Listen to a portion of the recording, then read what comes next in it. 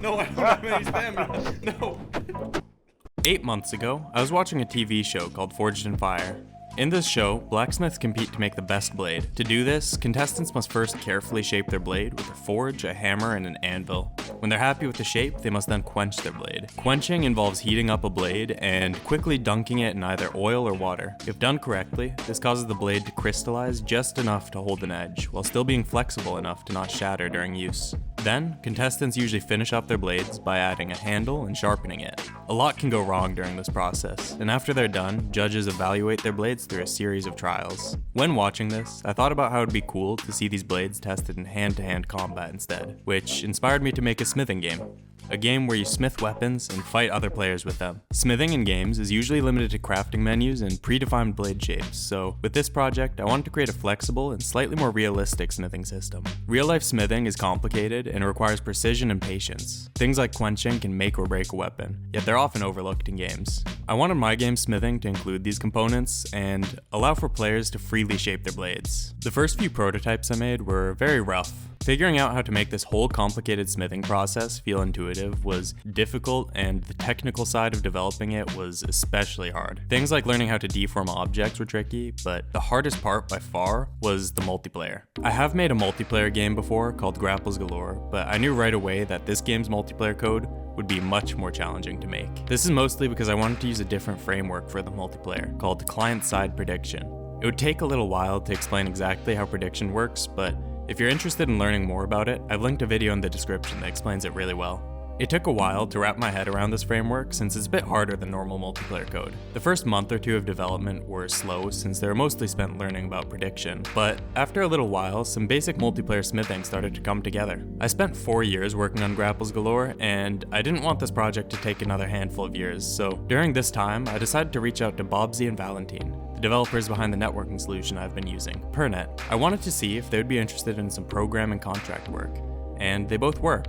This was great, and having them help with certain bugs and some parts of the multiplayer code made development go so much faster. Pernet itself also helped make this process a lot easier, as they made prediction so much easier to work with than other networking solutions, and things like proximity voice chat already had pre-made solutions built into the networking solution. If you're ever wanting to make a multiplayer game in Unity, I definitely recommend checking Pernet out. During this very technical process, I was eager to work on some art, so I started by making a player model. I used the sketch I made as reference. Prior to this project, I was making a cozy space adventure game. On that project, I learned a new texturing technique that I discovered through this video. By mapping different parts of the model to this tiny 128 by 128 pixel texture, you're able to quickly and efficiently make some really cool stylized models, and the gradients allow you to fake shading in a really interesting and cool way. While I've since shelved this project, I did apply this texturing technique to the art in a smithing game. With one tiny texture being used for most of the art in the game, you're able to pull some pretty high frame rates and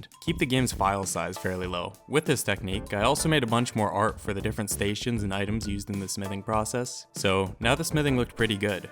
But it still didn't have any sounds, so I had to tackle that next. I was inspired by Animal Well to use a synthesizer for all of my game's sound effects. I'd recently got a new synth, the Arturia Mini Freak, and I figured this would be a fun way to learn how to use it. It was definitely challenging and time-consuming to make all the sounds this way, but I feel like this approach paid off in the end. Now, the smithing process was feeling much better, and it was time to move on to combat.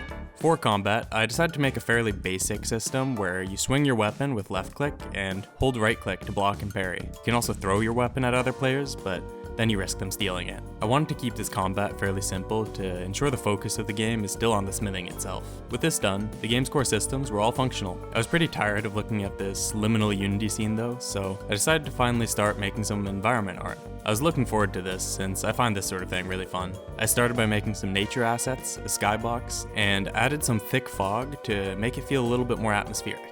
Next, I started brainstorming how I wanted maps to look in my game. I briefly played around with procedurally generating maps before opting for handcrafted maps, as that gives me more control when balancing gameplay. It's also just a lot more fun hand placing art assets in my opinion. This is how the first map I made ended up looking. I commissioned my friend Hamad to make some of the assets as well, which helped speed up the process quite a bit.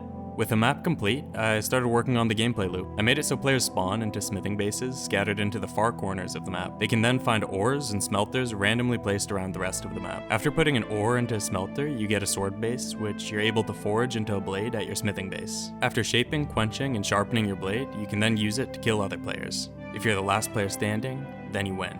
I intentionally made this gameplay loop very open-ended though, so you can also choose to steal other players' weapons and generally just mess with them. Closer to the middle of the map, I also added 3 structures that randomly spawn. One is a large tower with a steel ingot, the best metal. Another is a smaller tower with a bronze ingot, the second best metal. And the last one's a magic shrine that can be used to enchant your blade with either flame, poison, or knockback status effects. These added some interesting focal points that force players to interact with each other a little bit more. To spice up this loop even more, I added some mushrooms that you can eat for various status effects like health regen, stamina regen, and speed. One issue I quickly realized with this gameplay loop was that players would struggle to find each other though. To fix this, I added a 5-minute timer that gives everyone vision of each other when it hits 0. I did later replace this timer with a vision mushroom instead though.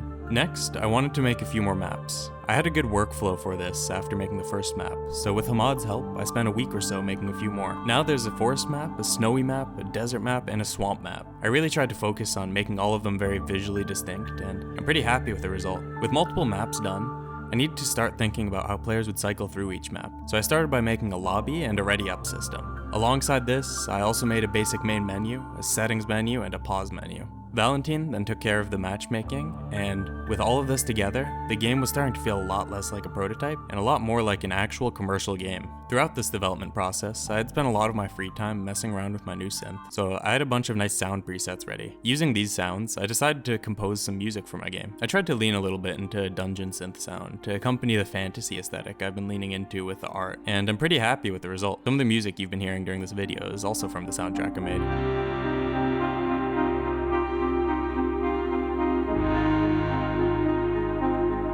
When implementing this music into the game, I tried to go for a more atmospheric approach like Minecraft. I have a large portion of the gameplay be fairly quiet, and then every few minutes I interrupt the silence with some ambient music. I find this approach really charming in other games, and I think it works pretty well in my game too. I wanted to add some character customization next, and I was inspired by a free Steam game called Straftut to tie each cosmetic to a Steam achievement. This adds some type of progression and gives Steam achievements a little bit more purpose. I decided to ask Hamad to make the different cosmetics, and in the meantime I programmed the logic for customizing your character and made a few eye and mouth options as well. I think the end result's pretty fun to mess around with, and I love the cosmetics Hamad made. At this point, the game only had 3 weapons, a normal sword, a long sword, and a short sword. I thought my game would benefit from a little bit more variety, so I decided to add an axe, a double axe, and my personal favorite, the spear. When playtesting these new weapons though, people said that combat was feeling a little bit bland. Every weapon kind of felt the same, and the smithing process didn't feel like it impacted the combat much either. To fix this, I tried to make each weapon have more distinct stats, and I tried to make each stat impact combat more. If you have a low durability blade, it will likely break. If you have a low edge retention, you'll need to resharpen your blade very frequently. If you have a low attack speed, your attacks will be easier to parry and dodge. I also tried to make your choices when smithing influence these stats a lot more too. I ended up making a lot of small changes to the combat as well, and after a while the combat started to feel a lot better.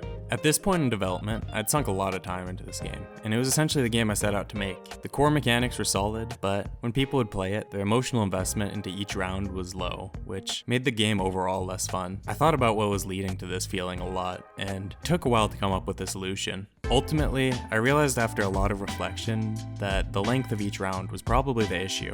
Rounds hovered at around 5 minutes, which made each one feel pretty anticlimactic and insignificant.